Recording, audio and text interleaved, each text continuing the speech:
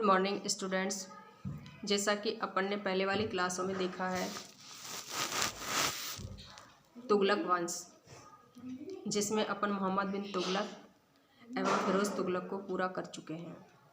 आज की क्लास में अपन देख रहे हैं सल्तनत कालीन प्रशासनिक व्यवस्था। चूँकि अपन ने मुगल वंश के पतन के कारण भी खूब अच्छे से विस्तृत रूप से किए हैं और इसी प्रकार से अपन सल्तनत कालीन प्रशासनिक व्यवस्था को भी विस्तृत रूप में देख रहे हैं। आज अपन देखते हैं कि सल्तनत कालीन प्रशासनिक व्यवस्था कैसी थी, किस प्रकार की वहाँ प्रशासनिक व्यवस्थाएं चल रही थी। सबसे पहले अपन देखते हैं राज्य की प्रकृति। सल्तनत कालीन राज्य की प्रकृति के बारे में विद्वानों में मतभेद है। वैसे अपन देखते हैं तो इतिहासकारों में सभी जगह मतभेद हैं। सब अपने अपने विचारों के हिसाब से अपने अपने मत प्रकट करते हैं। इसी प्रकार से सल्तनत कालीन जो प्रशासनिक व्यवस्था थी उसके बारे में भी इतिहासकारों ने अपने अपने मत व्यक्त किए हैं।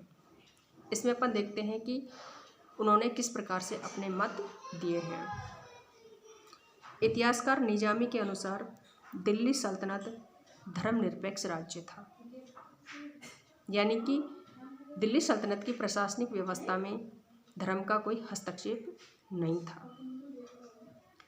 आगे देखते हैं, इतिहासकार कुरैशी इसमें मध्यम वर्ग का अनुसरण करते हैं, न ही पूर्णतः उनके अनुसार इसे पूर्ण रूप से धर्म प्रधान राज्य मानते हैं, न ही पूर्णतः धर्मनिरपेक्ष राज्य मानते हैं। इन सभी की बजाय इसे पूर्णतः धर्म केंद्रित राज्य हम मान सकते हैं। आगे देखते हैं, धर्म केंद्रित राज्य से अभिप्राय ये होता है कि दिल्ली सल्तनत पूर्ण रूप से धर्म पर अवलंबित नहीं होते हैं,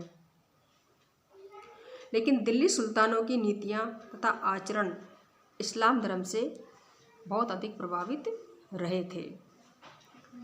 वास्तविकता यह थी कि दिल्ली सल्तनत धर्मनिरपेक्ष राज्य नहीं था, लेकिन इस्लाम धर्म से उसका विशेष संबंध था। इस सारे युग में इस्लाम ही राजधर्म रहा था। यही नहीं था, सारे देश में मुसलमानों को विशेष अधिकार युक्त वर्ग समझा जाता था। उच्च सरकारी पदों पर उनका पदाधिकार होता था। इस प्रकार अपन वैसे देख रहे हैं तो इतिहासकारों ने वैसे तो अपने अपने मत व्यक्त किए हैं। वैसे तो उन्होंने कहा है कि सल्तनत कालीन जो प्रशासनिक व्यवस्था थी वो पूर्ण रूप से धर्मनिरपेक्ष थी, लेकिन यह वास्तविक रूप से काफ़ी हद तक इस्लाम धर्म से प्रभावित रही थी। आगे अपन देखते हैं खलीफा। चूँकि खलीफा को देखते हैं कि खलीफा क्या होता था। वैसे तो अपन देखते हैं कि इस्लाम धर्म में खलीफा एक बहुत बड़ा पद होता था, जिसमें खलीफा को पूरे इस्लाम जगत का स्वामी माना जाता था। उनकी आज्ञा के बिना कोई भी राजत्व या राजा का पद प्राप्त नहीं करता था। अब अपन देखते हैं कि सल्तनत कालीन प्रशासनिक व्यवस्था में खलीफा का क्या महत्व रहा है, किस किस शासक ने उसका कितना महत्व एवं उसको कितना सम्मान दिया है। मुस्लिम राजत्व सिद्धांत के अनुसार संसार के सब मुसलमानों का एक ही मुस्लिम शासक होता था, जिसे खलीफा के नाम से जाना जाता था। एक समय पर तो खलीफा ही मुस्लिम दुनिया का सर्वसर्वा था, लेकिन दिल्ली सुल्तान व्यवहार में खलीफा को अधिक महत्व नहीं देते थे। वैसे तो सब अपने आप को खलीफा का नायब समझते थे। खलीफा की परंपरा को तोड़ने वाला पहला शासक था अलाउद्दीन खिलजी, जिसने अपने पद के लिए खलीफा से कभी भी मान्यता प्राप्त नहीं की थी। अलाउद्दीन खिलजी के पुत्र कुतुबुद्दीन मुबारक खिलजी ने तो स्वयं ही खलीफा की उपाधि धारण कर ली थी। इसी में आगे देखते हैं सुल्तान राज्य का सर्वसर्वा होता था। शुद्ध राज्य का शासक शुद्ध इस्लामी सिद्धांत के अनुसार ईश्वर ही मुस्लिम राज्य का शासक माना जाता है। सुल्तान उसका प्रतिनिधि होता है। सुल्तान का मुख्य कर्तव्य कुरान के अनुसार ईश्वरीय नियमों को कार्यान्वित करना होता था। इस प्रकार कुरान के अनुसार सुल्तान के दैवीय अधिकारों को मान्यता मिली हुई थी।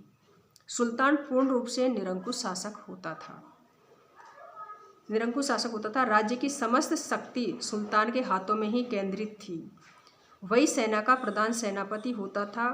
वही स्वयं न्यायपालिका का एक सर्वोच्च अधिकारी भी होता था। राज्य के सभी पदाधिकारियों की नियुक्ति भी सुल्तान ही करता था तथा उनको पद से हटा भी सकता था।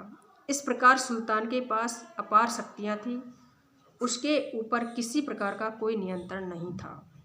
उदाहरण के लिए अलाउद्दीन खिलजी तथा मोहम्मद बिन तुगलक ने तो सारे नियमों का उल्लंघन किया था। इस प्रकार अपन देख रहे हैं कि सल्तनतकालीन प्रशासनिक व्यवस्था में राज्य की प्रकृति क्या थी, खलीफा कौन होता था और सुल्तान क्या थे। खलीफा तो देखा जाए तो सारे इस्लाम जगत का एक स्वामी होता था और उसकी आज्ञा से ही सारे इस्लाम जगत में सभी शासक की उपाधि धारण करते थे। लेकिन इस्लाम धर्म में कुछ ऐसे शासक हुए हैं, फॉर एग्जाम्पल अलाउद्दीन खिलजी एवं मुबारक खिलजी। इन्होंने कभी भी खलीफा से अपने पद की स्वीकृति प्राप्त नहीं की थी और मुबारक खिलजी ने तो यहाँ तक कि अपने आप को खलीफा ही घोषित कर दिया था। इस प्रकार से अपन देख रहे हैं सल्तनतकालीन प्रशासनिक व्यवस्था कैसी थी।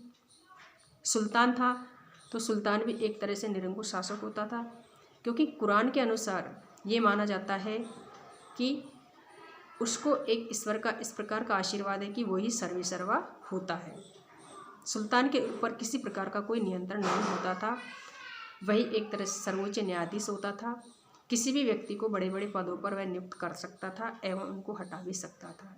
इस प्रकार से सल्तनतकालीन प्रशासनिक व्यवस्था में सुल्तान भी एक तरह से निरंकुश शासक होता था। आगे के टॉपिक अपन आगे क्लास में देखते हैं। धन्यवाद दोस्तों।